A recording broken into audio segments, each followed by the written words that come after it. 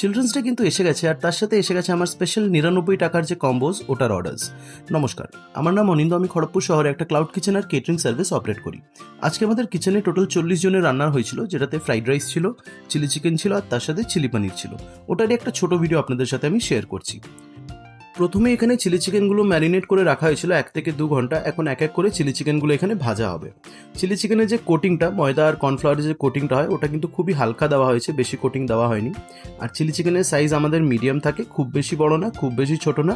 এক একটা প্লেটে 6 পিস করে থাকে, তার সাথে ফ্রাইড রাইস, আবার তার সাথে কিন্তু একটা মিষ্টিও থাকে, সেটাও আপনি দেখতে পাবেন পরে।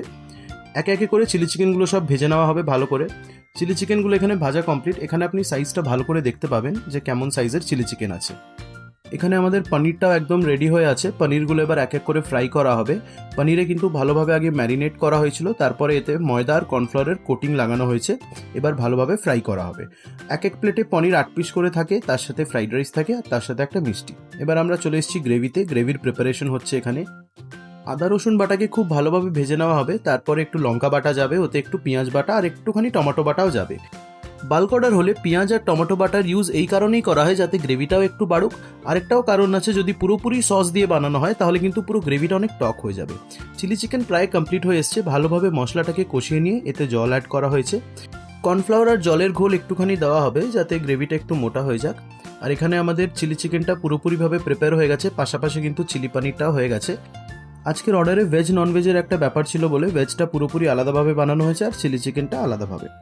আচ্ছা, আরেকদিকে কিন্তু ফ্রাইড রাইসের জলটাও বেশ ফুটে এসছে। এখানে বিভিন্ন রকমের সবজি দেওয়া হয়েছে, গাজর, ক্যাপসিকাম, বিনস, মটরশুঁটি, কাজু আছে, কিশমিশ আছে। তেজপাতা দিয়ে ভালোভাবে ফুটিয়ে চালটাকে প্রিপেয়ার করা হবে। আর এখানে ভালো কোয়ালিটি চালের বিরিয়ানি রাইস ইউজ করা হয়েছে ফ্রাইড রাইসের জন্য। চালটা বেশ লম্বা আর খেতেও খুব সুস্বাদু। এখানে ফ্রাইড রাইসটা প্রায় কমপ্লিট হয়ে এসছে। ঘি দেওয়া হয়েছে, গরম মশলা দেওয়া হয়েছে, চিনি দেওয়া হয়েছে। ফ্রাইড রাইস কমপ্লিট মানেই কিন্তু আমাদের রান্নাবান্না আজকের পুরোপুরি শেষ। এবার আমি আপনাকে দেখাবো যে আমাদের 99 টাকার যে কম্বোটা আছে ওটা কিভাবে প্যাকিং করা হয়। সবগুলোই কিন্তু ইন্ডিভিজুয়াল প্যাকিং হয়, এটার কারণেই গ্রেভিটাকে একটুখানি বেশি রাখতে হয়। এই সব প্যাকিংগুলো আমাদের 3 কম্পার্টমেন্ট প্লাস্টিক ট্রেতেই প্যাক করা হয়। খাবারগুলো এখন সুন্দরভাবে প্যাক হয়ে চলে যাবে। আজকের অর্ডারটা এসেছিল ঝাপেটাপুর থেকে। সেন্ট অ্যাগনেস স্কুলের এক ম্যাম অর্ডার করেছিলেন ওনার স্টুডেন্টসদের জন্য। আপনি যদি চান আপনি অর্ডার করতে পারেন, ছোট অনুষ্ঠান হোক কিংবা বড় অনুষ্ঠান হোক। আশা করি আপনাদেরও আমাদের খাবার দাবার ভালো লাগবে।